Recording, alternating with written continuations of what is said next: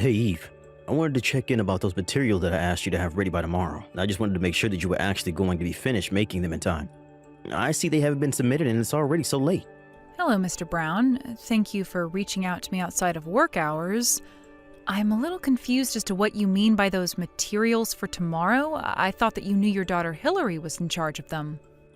But I told her to go and ask her supervisors for help making them if it was going to be too difficult for her to do it on her own. Do you know that she's new to the company? Are you seriously going to pretend like it's okay to leave this work undone just because it was specifically assigned to you? I'm sorry if there's been some kind of miscommunication, Mr. Brown, but I've been checking in with Hillary every step of the way she's been doing this. And every time I've asked her if she's making progress or needs help, she always told me that things are going well.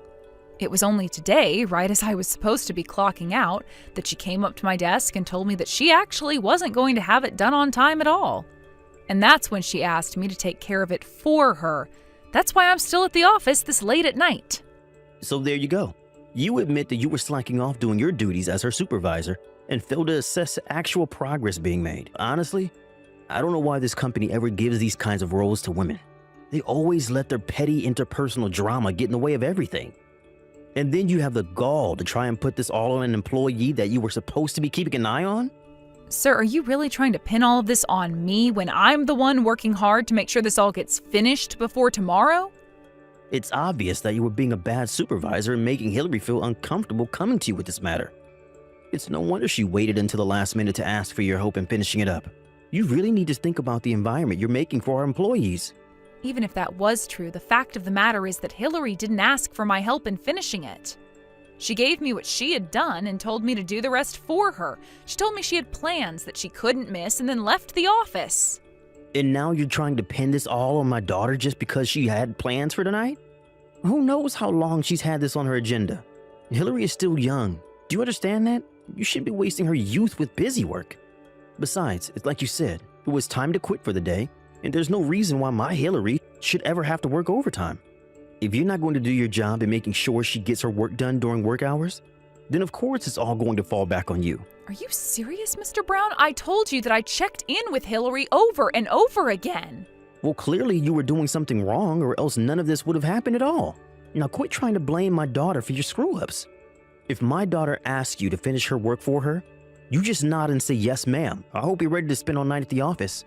So you really aren't going to talk to your daughter about making sure this doesn't happen again? Do I understand that right? She has a right as an employee to refuse to work past regular hours. And as her superior in the office, you need to quit abusing your power and recognize that right of hers.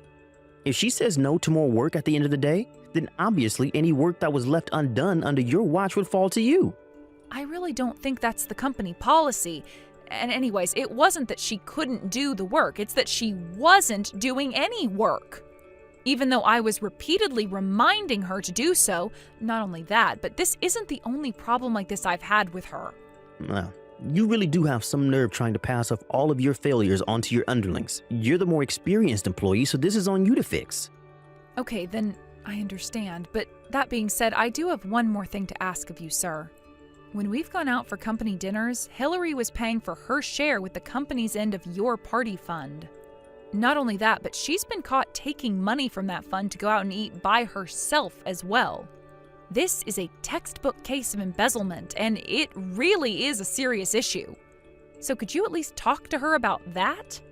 Sir, are you really asking me to just overlook her stealing from the company? You really are such a cheapskate, do you know that? Do you really think that we're not going to be able to have any kind of fun events around here if one person is taking money out of the fund to treat themselves to lunch now and then? We're going to be just fine. And you really need to stop trying to get Hillary in trouble for every little thing she does.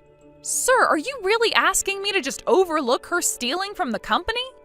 Have you ever done something like this in your time here? Why do you keep using those words? Stealing? Embezzling? It's nothing like that at all. Well, it's just certainly not those things. I see. So then should I tell the rest of the staff to start paying for their own lunches with company money? Because it sounds to me like you're saying that's an acceptable thing to do. You know that isn't okay. If that many people were taking from the fund, then higher-ups would surely notice. That's why my daughter and I are the only ones who can do that. Got it? I really don't think that's true at all, and you really haven't made a convincing case for yourself. Well, if you don't like it, then you can just quit your job. What do you think about that? Because if you're not going to listen to what your boss has to say, then we don't need you here. Don't you ever forget your place in this company. I see. Well, okay, I suppose I understand the situation better now, at least. I'll finish the rest of Hillary's work before the end of the night. See you tomorrow, Mr. Brown. Hey there, Eve. I was looking over the work that you left on my desk last night, and this looks perfect. Thank you so much. Even my dad was saying what an amazing job you did with all of this. I know that I should have left all this work for you. But man, I really didn't think that a company would let me get away with doing something like that. You only got away with doing it because your dad got you your job in this department. But if you ever go and find another job, I really wouldn't recommend acting the way that you have been.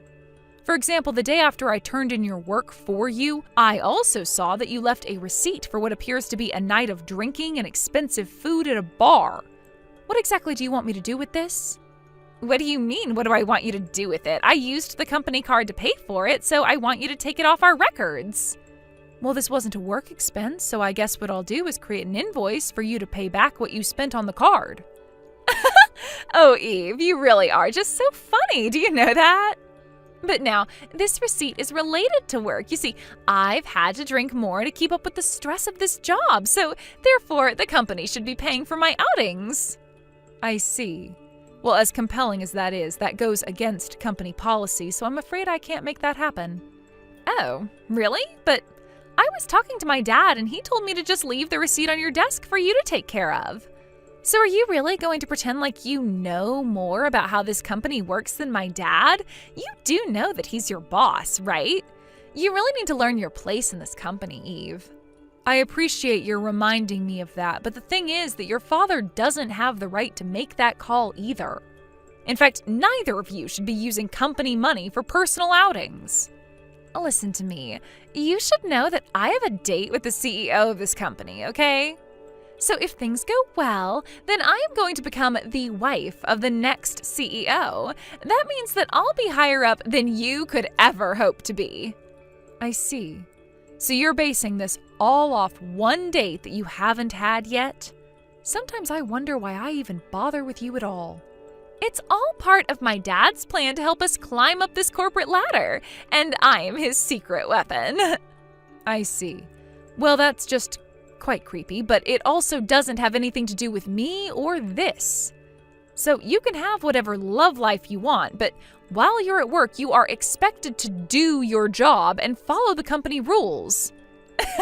Yeah, some unmarried old hag like you would try and go on a power trip with me, but don't be jealous just because I'm getting married and you're still single. You keep going on about separating the personal from the business, and yet here you are bullying me all day just because I have a love life and you don't. That is not what is going on here in the slightest. I am talking to you every day about the fact that you never do any work. You go out drinking on the company dime and you leave all your duties for me to take care of. Is that how you think you should be behaving at your age? You really just know how to push my buttons, don't you? I had no idea you were such a cruel, horrible woman. I'm sorry if you think I'm being mean, but someone needs to put their foot down and let you know that you can't act like this. You need to take responsibility for your job. I'll have you know that I am working my tail off. I work so hard every single day. All I want is a little break to recompose myself now and then, but you would rather I just work myself to death for this place. If you really can't handle the work being asked of you here, then maybe you should quit. Because everyone else here was hired for their qualifications and experience. You only got this job because your dad insisted that we hire you over much more qualified candidates. And since the day you started working here, I haven't seen you do your job once. And here I thought you were so much nicer, but I see that people only have value to you around here if they work and do whatever you say. Do you really think that's any way to treat people? Hillary, literally what are you talking about? This is a company where we have work that needs to get done in order to meet certain deadlines. If someone isn't doing their work, then they don't belong here. You're the one who doesn't belong here. Ugh, you've got me so stressed out. I really need a drink. Just leave me alone. Wait, what? Are you really just ending this conversation here? You better not be using company money on yourself. Hey, when are you finally going to learn to quit pushing my limits, huh? Did you know that your bullying finally made my poor daughter break down into tears? I thought I told you to learn your place in this company. My place in this company? My place in this company is as Hillary's supervisor, so if she doesn't do her work, I have a duty to speak to her about that. I really don't see how you can accuse me of doing anything wrong. Well, you're taking this way too far. I'm going to see to it that you're fired for what you've done to my daughter. You should have listened to me when I warned you the first time, but now you're really going to pay for it. And just what did I do that constitutes a fireable offense, huh? Because I haven't heard of any company ever choosing to defend an employee guilty of not working. I can't see how anyone would see my actions as incorrect. Except for the fact that you're forgetting that I'm our boss. Now submit your letter of resignation to me, and let's just get this over with. Okay then, I'll quit. But I won't be giving you my letter. I'll be handing it to my father. Your father? What do you mean?